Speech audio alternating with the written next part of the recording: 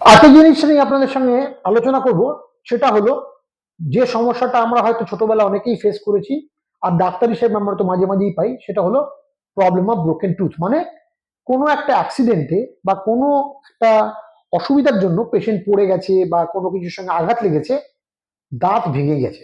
সেক্ষেত্রে কি করবেন?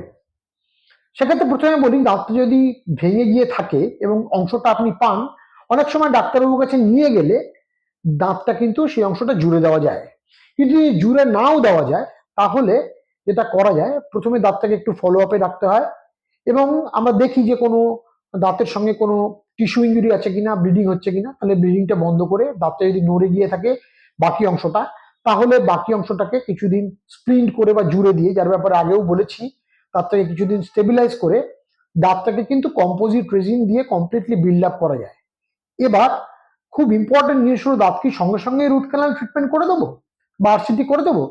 উত্তর হলো না।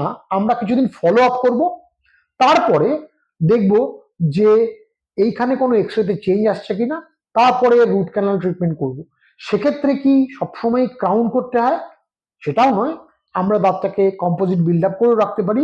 ক্রাউন করতে হয় কি হয় না এ বিষয়ে আরেকটা এপিসোডে আগে ডিসকাস করেছি, হয়তো সেটা আপনাদের কোনো এক সময় শোনানো যাবে।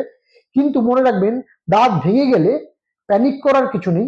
আপনার নিকটবর্তী ডাক্তারবাবুর কাছে যান এবং সেই আপনাকে সবচেয়ে ভালো পরামর্শ দেবে এই ভাঙা দাঁত অংশটাকে কি জোড়া যাবে নাকি আবার নতুন করে বিল্ড আপ করা যাবে।